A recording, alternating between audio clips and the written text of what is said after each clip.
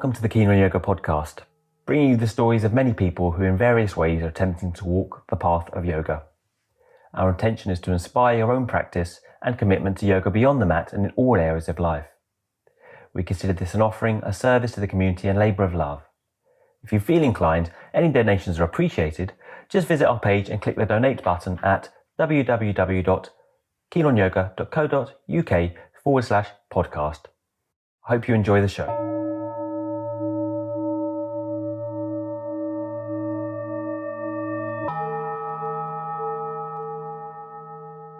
Today's guest on the Keen on Yoga podcast is Bettina Campolucci Bordi, otherwise known as Bettina, from Bettina's Kitchen. And she has written 3 cookbooks to date and been featured on Saturday Morning with James Martin.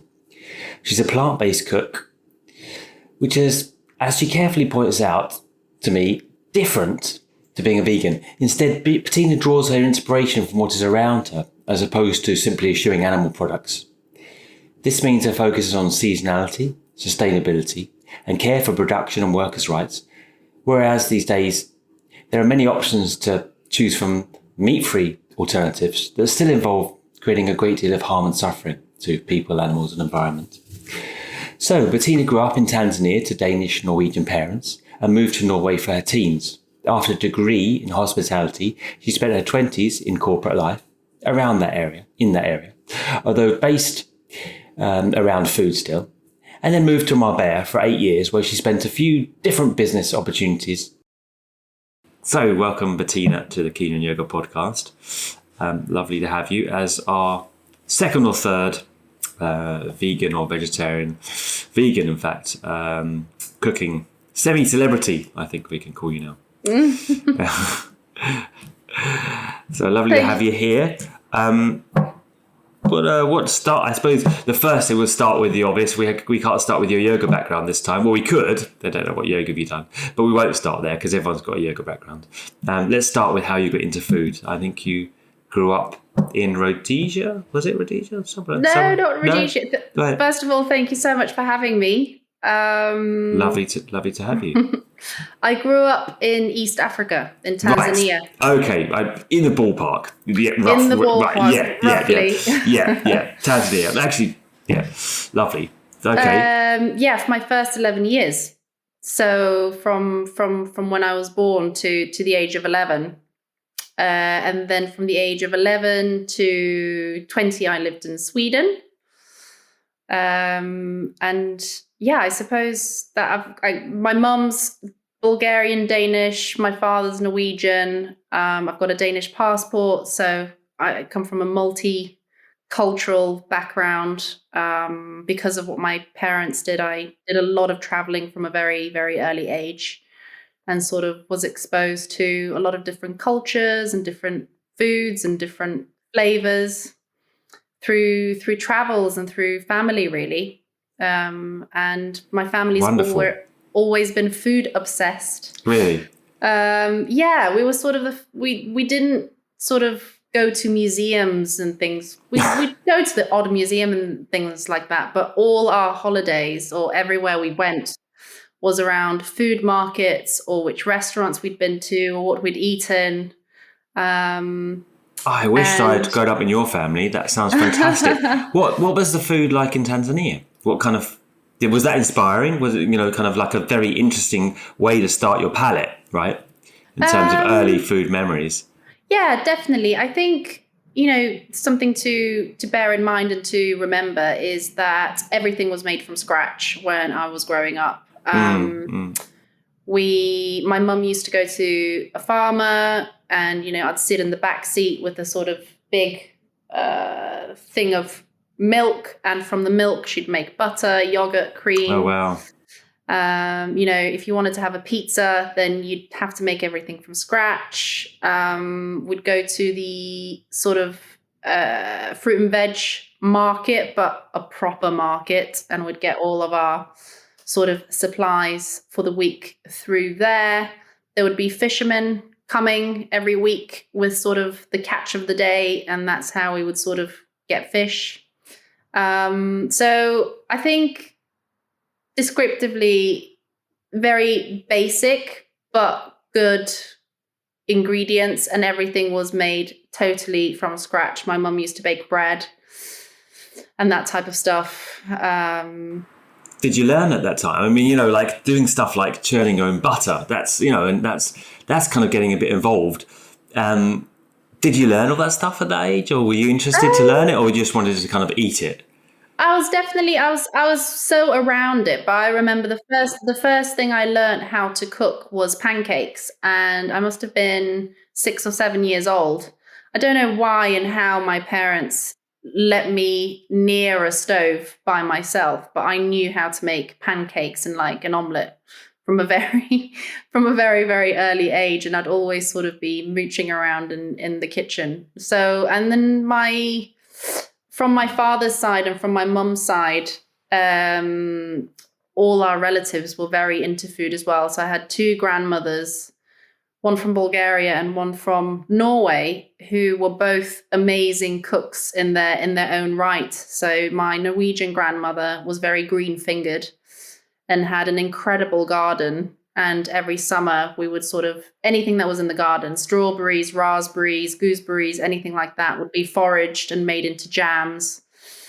And with my Bulgarian grandmother, every time we would come to visit, it would always be around food, and I'd go with her to the market and get fresh produce. And, it's been so ingrained in me. Right. Yeah.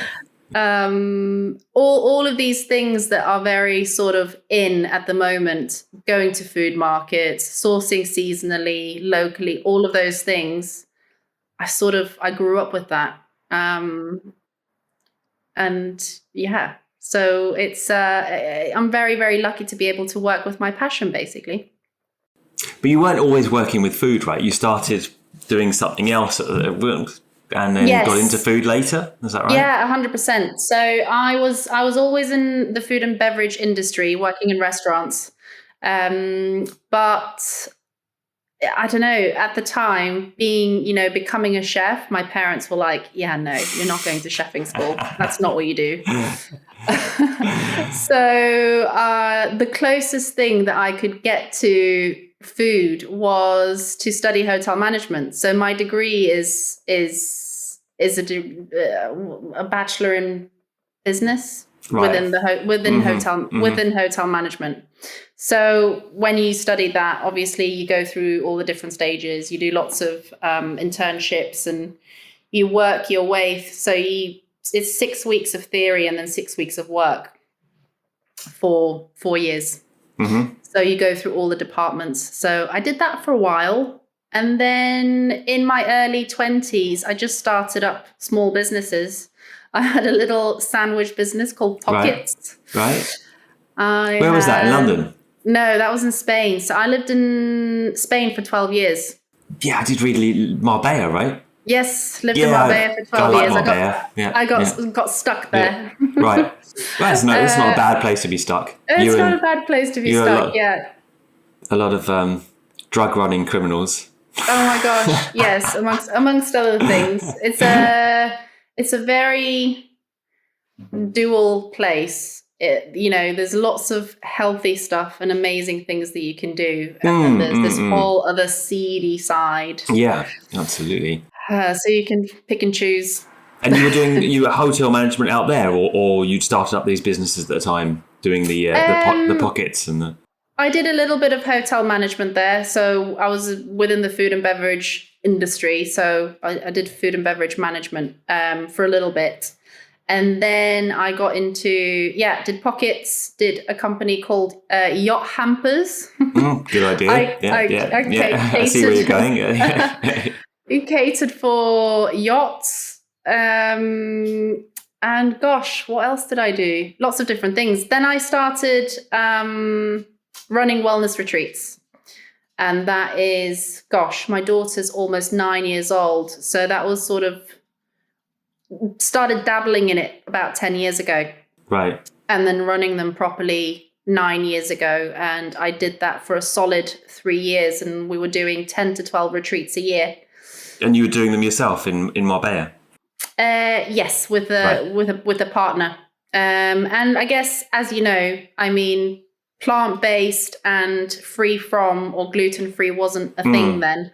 Yeah. It was very much about juice detoxes and boot camps and that sort of thing. So I guess the point of difference with the retreats that we were doing was that we wanted to feed our clients, and we wanted to feed them a variety of different foods and to showcase the options, the endless options that you have, rather than taking away lots of things from your diet. Yeah. You could have this celery juice and, and then but the thing is, what do they do when they get home? I'm always struggling around writing a book on food and, how to keep up a sustainable diet rather than just thinking of a diet as a diet, because it doesn't really give you any protocols as to how to move forward, and actually address or develop one's sense of eating. As opposed to just stop everything. And then when you get out of that, it's like, well, you haven't really kind of come through anything necessarily. No, I think there's really simple ways of doing that. And I think my ethos, when I started cooking at wellness retreats, the way I would do it was I'd go to a farmer's market, or I'd go to an amazing, in Spain, you've got lots of different food markets, as you have in the UK now as well. And I would pick and choose anything that was in season because A, it tasted the best, B, it was the cheapest because there was an abundance of those different types of ingredients. And I think the sort of the core message that I still have in my cooking is that you start off simply with things that you have available, and you don't have to go to a really fancy supermarket and spend 400 quid on packaged tinctures or powders, and cereals and superfoods and all of that stuff. And then you have no idea what to do. It's as simple as subscribe to a local seasonal organic veg box. They cost 30 quid a week. And people go, 30 quid a week, that's really expensive. Things are coming to mind immediately. Like when I post that kind of stuff, I immediately get some little bit pushback on, well, it's hard for people that haven't got the money, that this eating like this is elitist, that it's a luxury, it's only for the people that can afford to eat like this. What do you say to that?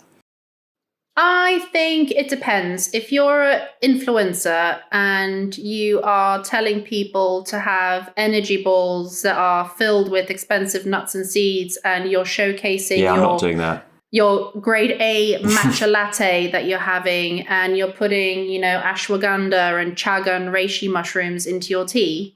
Yes, that is elitist. Not everybody's got access to that, but everybody's got access to carrots, potatoes, cabbage, millet, buckwheat, oats. Yeah, super cheap. Like millet, oats, you couldn't say, a pound for a, 150 a kilo or something, Yeah, exactly. It's crazy, and it does frustrate me because I said, well, use the markets as well. If if you're looking to, we use the markets here in France, and it's we're getting organic farm produced stuff at half the price of the shops. As soon as you step into a supermarket, getting exactly. And a veg box that costs 30 quid, and that's a big family veg box for 30 quid a week. You go down the pub on a Friday night.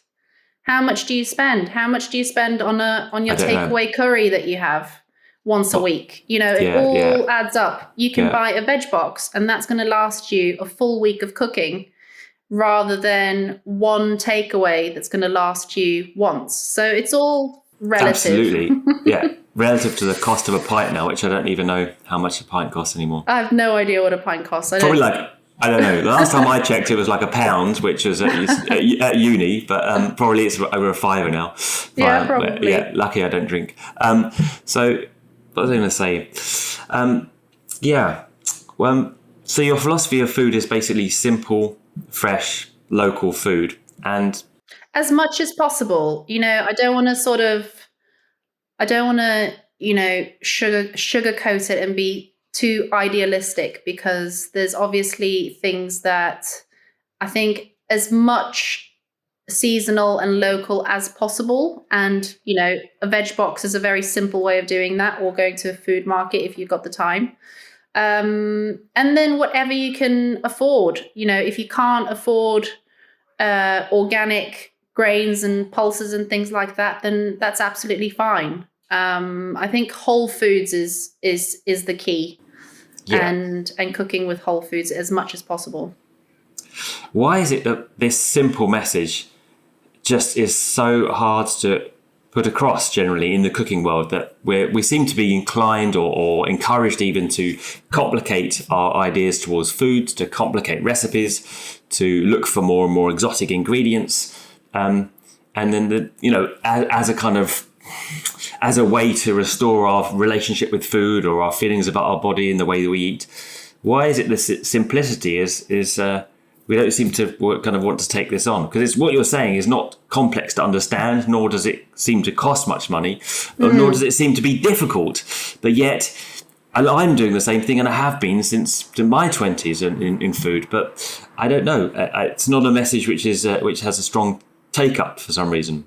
Or do you feel it's becoming more and more popular?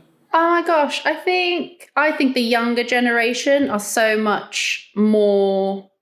I think the younger generation is so much easier to get through to than, say, my generation and upwards, because people are so set in their ways. I think that the younger generation are far more environmentally friendly, far more conscious, far better at, shopping and consuming consciously.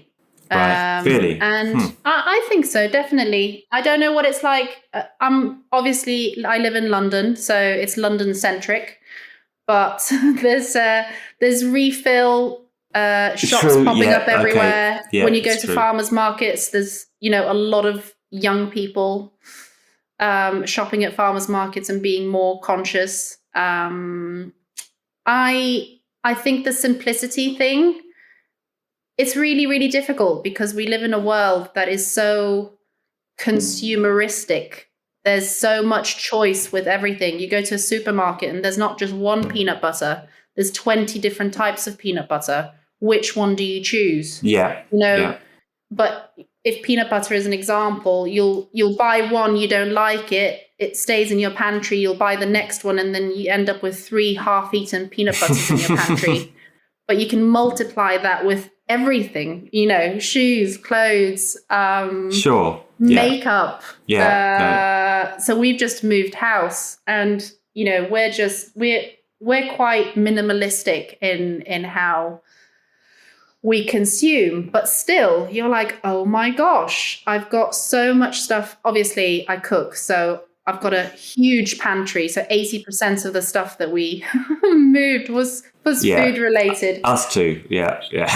But toiletries, you're like, oh my God, do I need all of this stuff? So it's really, really difficult. We're being bombarded with stuff from every single angle. And I think deep down inside, people want to do better and want to live a simpler life. But it's really, really difficult when you're being bombarded from every single angle. Your phone, media. As soon as you step out of your house, there's things telling you that you need these things, or that you need to do this, or that you need to be this way. So, I think it's really, really difficult. And you've got to sort of really make a decision for yourself of how you want to live your life. Yeah, well, no one outside, in terms of the producers, the supermarkets, etc., are going to try and sell you towards less consumerism, are they? Towards simplicity. No. They're going to try and complicate your diet and what you 100%. Buy as much as possible. Buy Definitely. More. Well, what we haven't touched on yet is the fact that you're plant-based, and I think that's how we call it these days, vegan, essentially, right? No, there's a difference, I think. Okay. So, vegan, in my understanding and the way that I've understood it, is when you're vegan, your ultimate goal is to not consume anything that comes from an animal. Right. And when you're plant-based, you are more conscious of where your food comes from. Mm-hmm. So not just not coming from an animal, but actually the source of your... Oh, really? That's the definition of that terminology. I didn't realise that at all. Right. Interesting.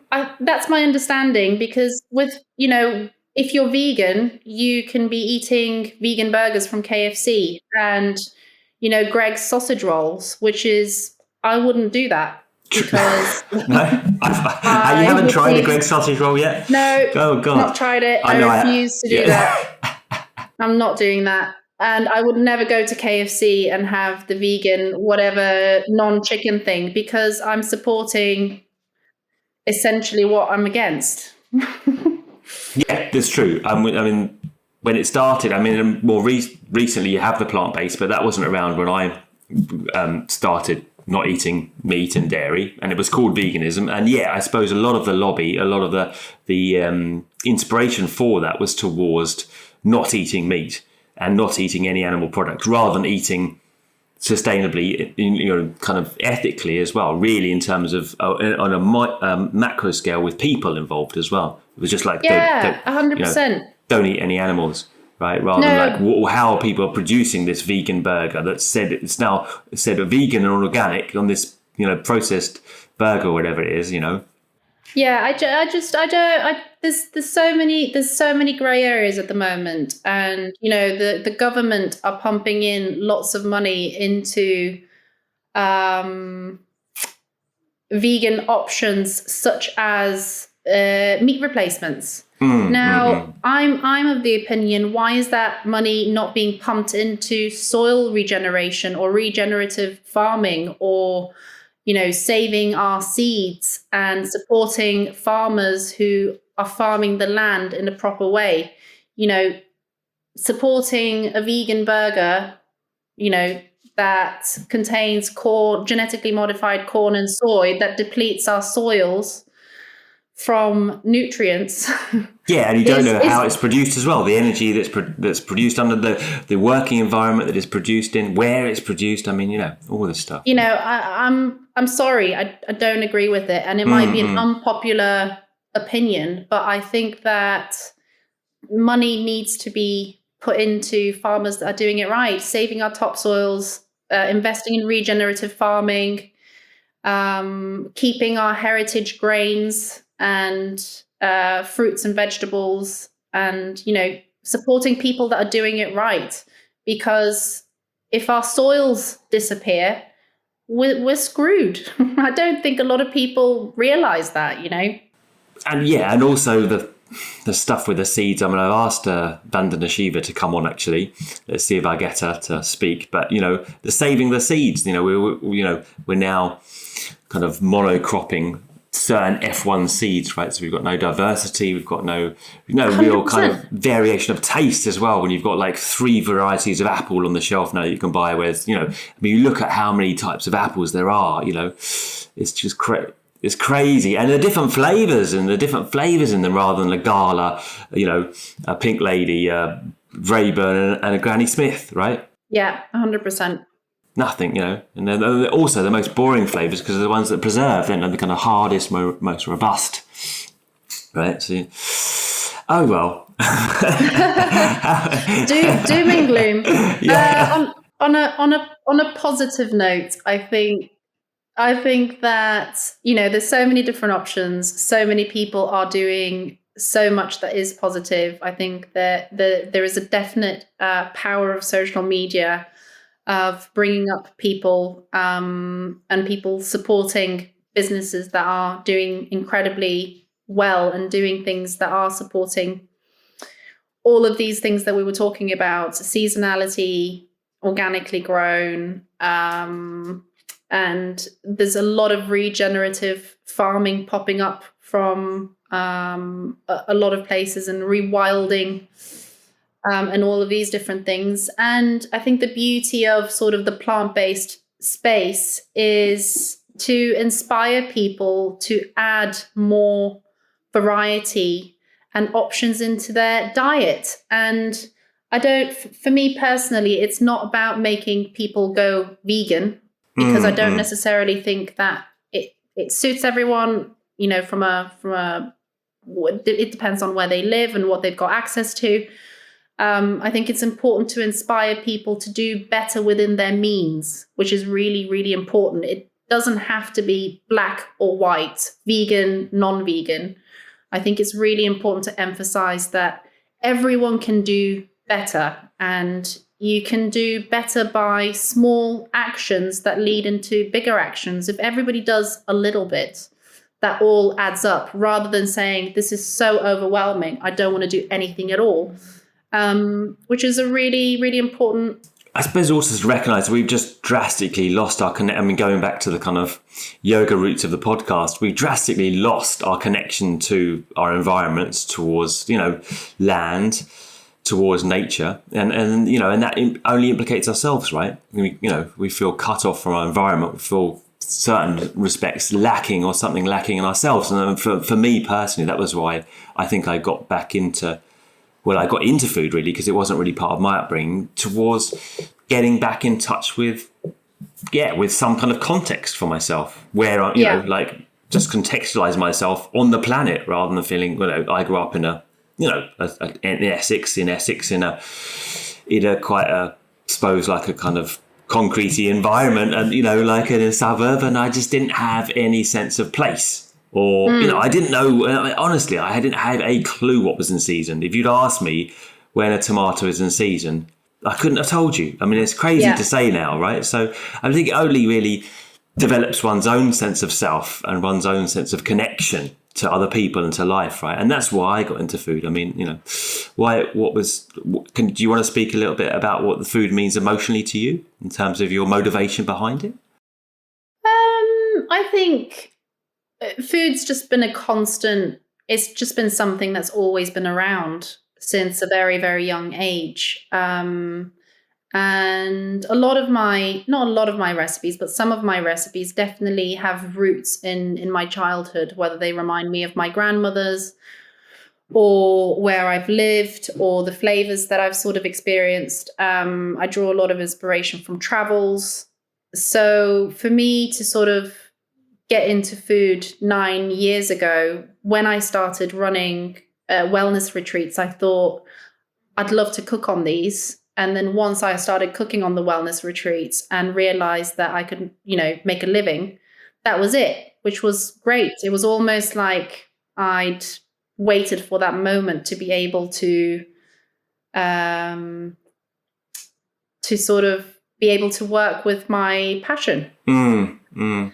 So it's definitely it's always been sort of a red thread throughout my life, and then I was able to work with what I love doing. So,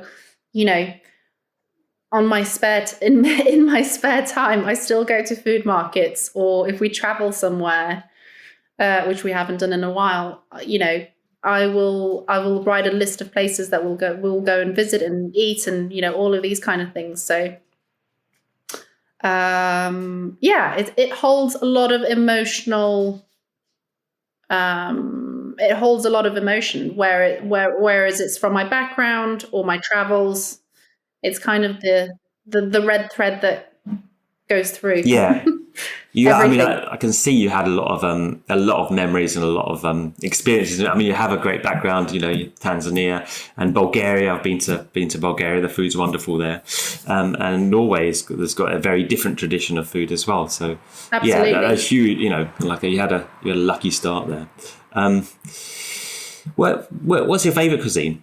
Just to break it up a little bit, do you have a favorite cuisine? So I tend to get obsessed with certain, I go through periods. So I'll go through I've been to South Korea quite a few times. My daughter's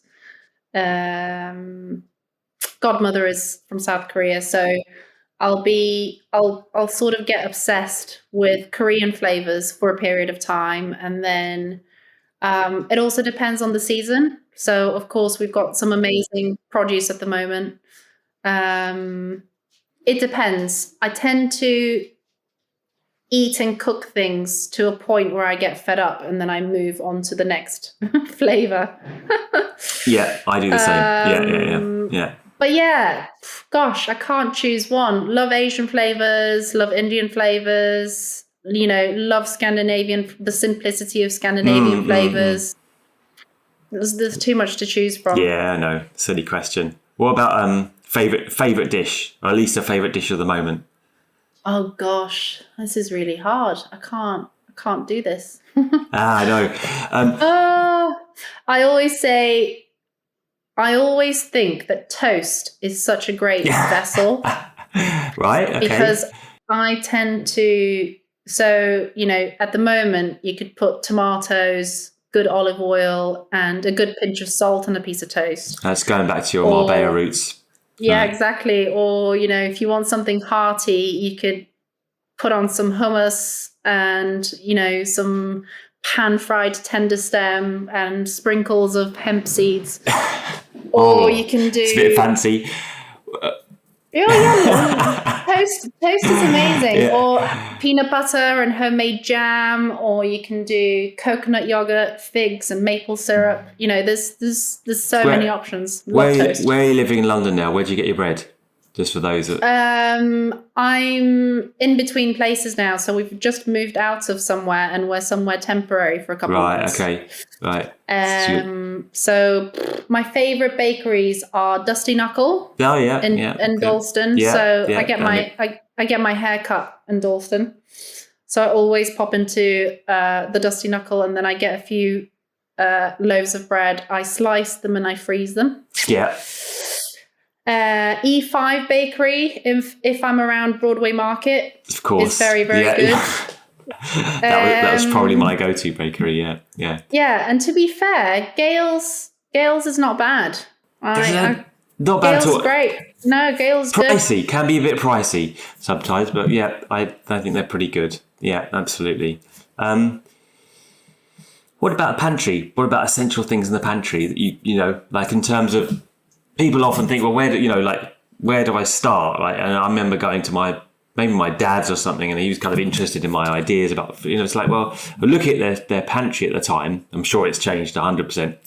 And, it's just like, there's no staple ingredients here, right? And it doesn't take that many that you can kind of then go in. And if you're stuck of a night time, you've been working hard and you don't want to think again, you just kind of see the ingredients, right? And you can kind of easily assemble food from that. And so I always thought like it, a lot of it's about having your setup ready. So when you're hungry, when you need to eat and you're tired, it's all kind of there, and you've got your kind of go-to meals. Yeah, I think good olive oil, salt and pepper, obviously, tamari, maple syrup, miso, Dijon, sesame seeds. Mm-hmm. I think those are sort of my go. They're like the really basic things. Obviously, from moving, I can look at my pantry now. We're in this temporary place, and 80% of the things I brought were food related. Absolutely ridiculous. So those would be the basic things, I think. I often do. So I've got a rice cooker. Rice cooker is a really handy thing to have. Mm-hmm. The Korean or Japanese ones. Rice cooker is brilliant because you can just saute off some vegetables, and really good beans are very, very good to have as well. Mm-hmm. The ones that you get in glass jars. So countries like Spain cook beans in a special way. Mm-hmm. So rather than the tinned stuff, if you get the really good Spanish beans, they're very, very good. You can just literally eat them. Yeah, like a white haricot. Yeah, they cook them. Yeah. I think you've got them in I was going to say Paris. We were in Paris. Probably. Do you think a pressure cook them, or just cook them for a long time? No, I think they cook them in with like bay leaf. Okay, So when you open the jar, you can literally just eat them as they are, and very easily incorporate them into a mash or into a salad or into a curry. And that's a good kind of shortcut, because a lot of people feel like I don't have time, or I don't remember to soak the beans, and then it becomes a little bit elitist. Well, you say, we need to soak your beans the night before, and they say, well, I'm not going to remember that, or there's too much work, So then people go to the tin beans, and I'm a little bit like equivocal about that, So good idea. What about and you mentioned the food, the rice cooker. I have I suppose my guilty culinary implement is a flour mill. we've got a countertop flour mill, so I can mill any kind of flour. And we carry this thing, or it's like we're moving around France a bit right now. We carry this probably 20 kilo thing around with us. It's the most ridiculous kind of whim possible. What about you? What's your most? I would say Vitamix. A Vitamix can mill flour as well, and there's the Ascent series. So we've got the big container, but then you've got the little container and mid-sized container as well. Yeah, right. So the mid-sized container I use for things like smoothies and dips and sauces, and then the small container you can use that to grind things. So you can grind coffee or flours or mill things, and then the big container you can use for it's probably one of those gadgets that I have had since I started cooking properly. I think, and again, it's like people say, well, that's a very expensive piece of kit, and it is. But if you just think about how much you use it over the years, then it probably works out. And yeah, I mean, just to get a takeout meal or eat in a restaurant, right? Like, I guess a lot of the times we kind of feel that we need to have all things at all times, right? So if you want all things at all times, then you have to cut costs as well, right? Examples: if you want all fruits at all times, it's quite expensive, right? But if you just 100%, going back to our point on cutting costs and making food affordable, that what the diets that we're considering here as there's positive ones, affordable for all people. Actually they could be. Yeah, 100%. And I also think that eating plant-based can be extremely inexpensive if you sort of stick with the basics comparatively to sort of animal-based products from or just buy or processed meals at the supermarket. Definitely. Anyway, what about your biggest indulgence in food kit or around food? Either an ingredient or like my flour mill, like an extravagance. I think coffee. Coffee, good quality coffee. I'm a coffee snob, or become a bit of a coffee snob. So I definitely, I won't drink. I won't go to the unmentionable coffee shop that's everywhere in the world. Their coffee's horrible. Right, it is actually horrible. Oh my god, I can't get my head around that. You got the armchairs though, You got the armchairs though, We just sit back in one of those armchairs. Oh, yes. Oh, I've not been in. I'm like, what? I've not been into one. Have you never been into one? I have to say, I have been into one. The armchairs are comfortable, but the coffee's rubbish. I tell you the most recent thing I've got. I could talk to you for a long time actually because it's about food. Much more interesting than yoga sometimes. And I've got this thing that's it's like Teresa bought it for my birthday, and it's a handheld grinder. Cool! It's so you grind it yourself. I'm doing the action now. Wow! Yeah, so it's better. It's better than the electric one.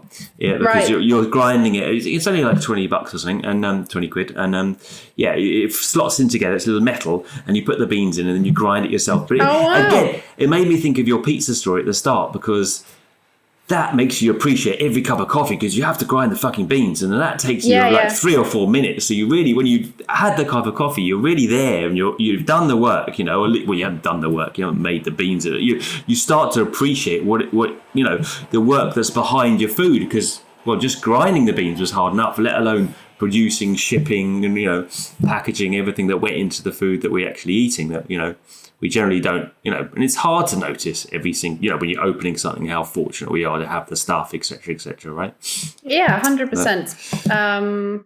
Definitely. I think that's also one of the things that a lot of kids don't know where their food comes from, or, educating children in food and farming and taking them to farms and seeing how things are grown from seed, or something as simple as growing something from a seed is a great exercise as well. We did that this summer. We grew a lot of plants from seed, and my 8-year-old realized that, wow, it's taken months for that tomato plant to grow and to birth the one tomato that we got off the tree. Because the weather's been so terrible. I hope you told him that wasn't necessarily the realistic trajectory of a tomato plant. With a little bit of sun. Yeah. With a little bit of sun and he might get more than one. Otherwise, he's thinking, God, I don't want to eat this tomato. Exactly. But yeah, there's lots of things that you can do in terms of. I think that's a really good exercise to grow something from seed, and anybody can do it. You don't need outside space. You can do it from a windowsill, and it's a great exercise in seeing how things are born, basically, and made. What does your day look like in food? A normal day. Yeah, how do you eat? Oh, gosh, it completely depends on what I'm doing. I think. The great thing about what I do is that it's all so different from one week to the other. It depends on what I'm doing. So we always try to go for a walk in the morning. This is actually a habit that we kept from lockdown. We would always go for a walk as a family before my daughter started online school, and actually it's something that we kept after lockdown. So we'll go for a big walk before she goes to school, which is really nice. And we'll have breakfast. It depends. It could be toast. It could be porridge. It could be overnight oats. And then we tend to have a big lunch, and it would be anything that we've got. So I get sent a lot of things to try. Or I will try and get recipe development in, especially if I'm working from home. So I might try out a new recipe that is going on the blog or on social media. So whatever that is, and it includes a seasonal ingredient. And sometimes if our lunch is really big, then we have something very snacky for dinner, or we have leftovers from lunch if I've cooked a lot. So yeah, anything that I've recipe tested, if we're doing video content, that there'll be food left for a week, basically. Are you doing that from home now, or are you going outside? We haven't talked about your work yet. You shooting at home, or do you go to a studio? How does that go? No, so in our previous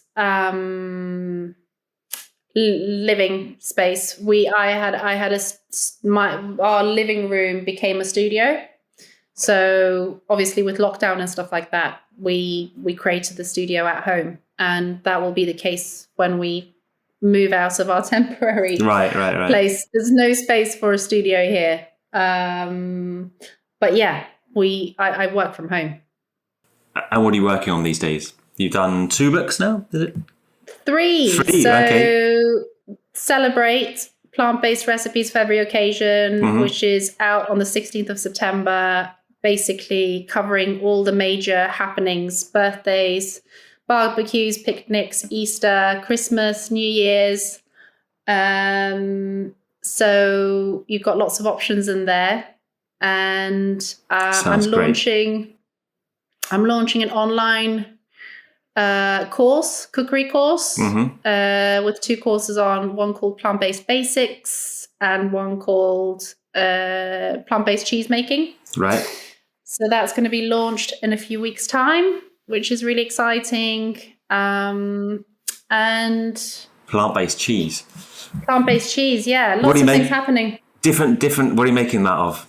Different ingredients? Macadamia nuts, almonds, and cashews. Yeah.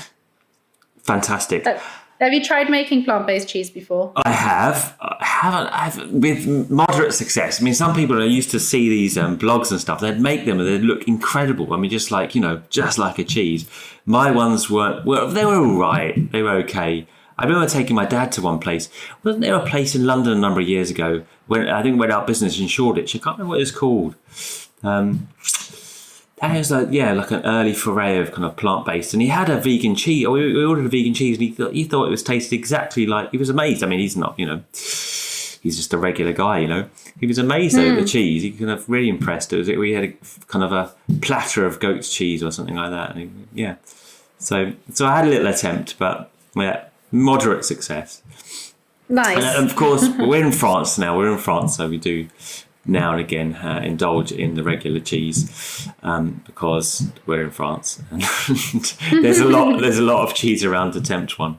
Yeah, I bet. What about your favourite memory in food? What is it? Can you describe a favourite meal that you've had? Favourite meal I've had? Yeah, that sticks out in your mind. Yeah. Oh gosh, that's a hard question. Nothing jumped to your mind that think, well, I can remember that meal and we were sitting there and having that thing, you know. I can think of a few of these in my life. I think I spent 2 weeks in Japan, which was amazing. I think from a food memory, there's a lot of amazing food and attention to detail. I loved it. Yeah, our producer of the show is in Japan. He's living in Japan now, and he says it's amazing, the food there. It's incredible. Yeah, he's really enjoying it. So, Marco, there you go. It's a shout out to you on the podcast, finally. And recently you've also done work on the Saturday Kitchen, is that right? Not Saturday Kitchen. James Martin. Right. Wasn't he in the Saturday Kitchen or something? I don't watch TV, so I don't know much about this. Yes. He was. He was in it. He's got his, now he's got his own Saturday show. Okay.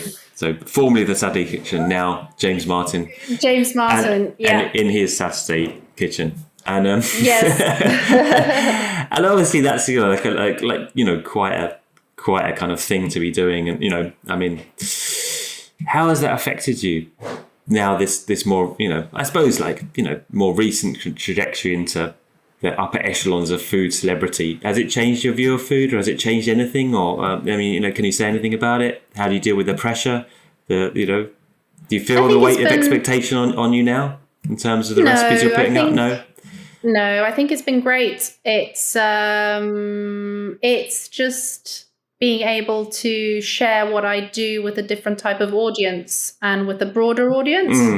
Yeah, true. Because I suppose, you know, I've been doing social media for quite a while and I've got sort of an established following on there, but it's a different type of person that watches TV and morning shows and cookery shows. So it's an opportunity to reach out to a bigger audience and hopefully inspire more people to eat more plant-based and to showcase how easy and delicious it can be. So without pressure, because I'm very much of the opinion that you don't have to be one or the other. You can be inspired to just add more into your diet and to try new things without having to make a drastic decision there and then. And so I suppose that gives people a bit more wiggle room. It's not black and white with me at all. I'm much more sort of open to letting people. But you yourself, you don't eat. You're not a meat eating. You don't eat any meat in your own diet.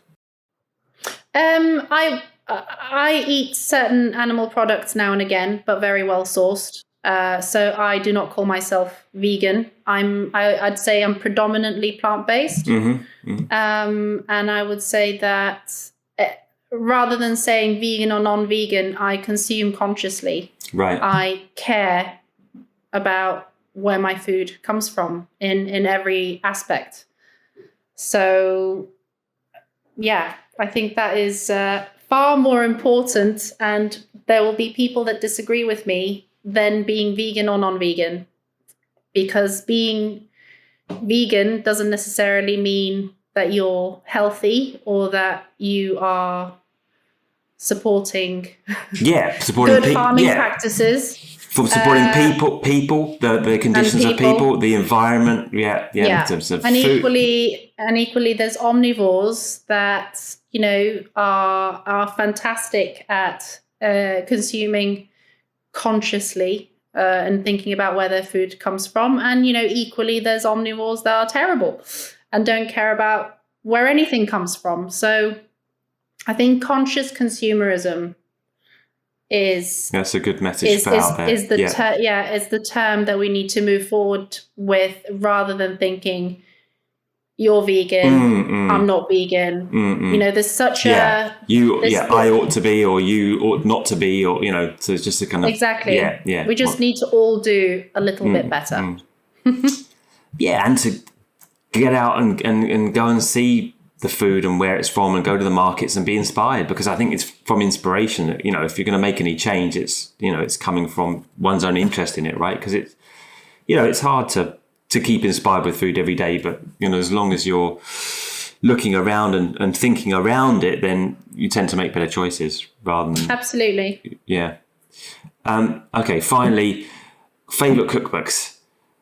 Oh my gosh, favourite cookbooks. I mean, I'm asking a lot of these questions just out of pure interest, because obviously I'm into food, and just fun. I think Anna Jones's latest book is great. Yeah, I love Anna Jones. She's done a really good. It's very, very clever. There's a new Vietnamese cookbook by Nguyen. It's not vegan, but it's got lots of veggie options in it. She's a fantastic Vietnamese cook. Her book is great. Sabrina Guyot is amazing. I love her books. I think Gizzy Erskine's books are great. Her latest one was on all her recipes are sort of slow and low, which is, you know, the opposite of what people are doing at the moment, which is like quick 15-minute meals. And I think I think there's a charm and nice about, you know, spending a whole afternoon cooking during a weekend.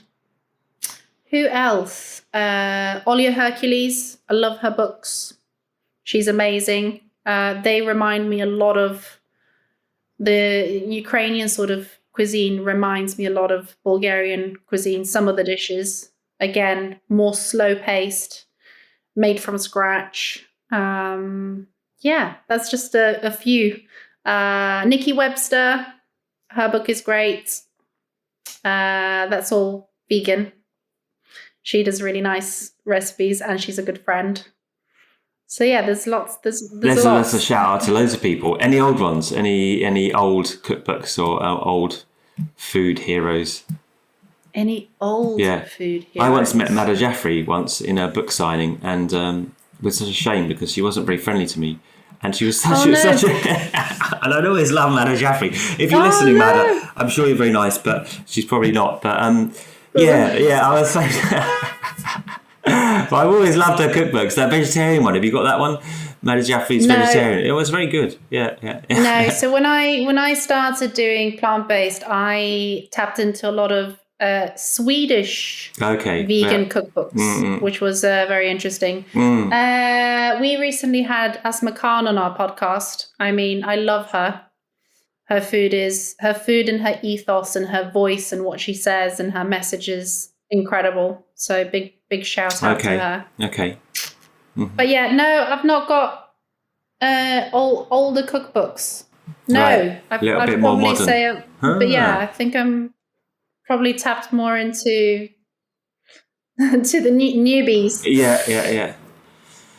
Okay, well, I suppose let's finish it there and ask you, as we do with the yoga people, on a one inspiration in terms of food, maybe a place, a restaurant, an ingredient that's coming to your mind most recently, and one guilty pleasure or indulgence in food.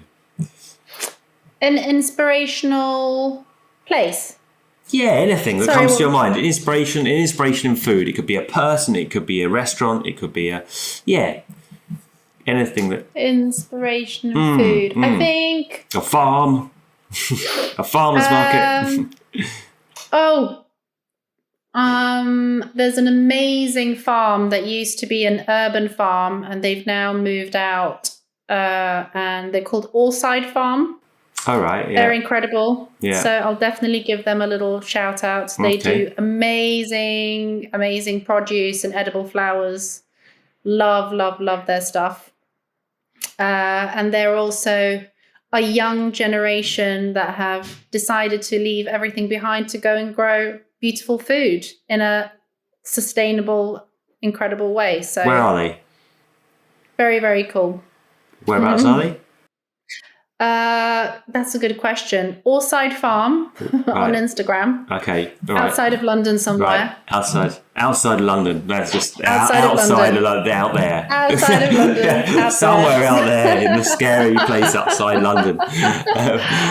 All right. And what was the other one? A guilty pleasure. Yeah. An indulgence in food, apart from coffee, which I suppose we could. Oh my god!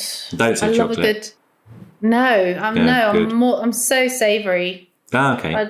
Yeah, chocolate is definitely not my guilty pleasure. French fries. Ah, really? Love a French fry. Yeah. What about a chip shop chip? You prefer the French fries to the chip shop chip? Yeah, they need to be thin. I love those crispy. chip shop chips. Oh, no, really? No. Man, that's the only good thing that England's got going for it. Food traditions. French fries with kombu, sea salt. Yes, I suppose you got veganese. Veganese, yeah. Yeah, veganese, yeah. That works as well. Yeah. That was always, I've always said in another podcast, that was the thing that we order over here in France. The one thing I miss is that veganese or veganese. I missed that, so we ordered it. Which one? Taste so heart. many now. No, it's called veganese or veganese. Follow your heart. Follow your heart. That's it. I was just about to go to the fridge and just find it. Yeah, follow your heart. Yeah. You didn't used to be able to get it in England, but now you can get it there. But we used to get it brought over by another person who listens to this podcast. You just go to the US and bring it back. But now it's lucky that things are really spreading, and this movement that you're involved in, is really it's really taken off, which is fantastic. And so I suppose all I want to say is thanks for being on the podcast, and lovely to meet you. Thank you so much. Thank you for having me. Yeah. All right. Thanks, Bettina. Thank you.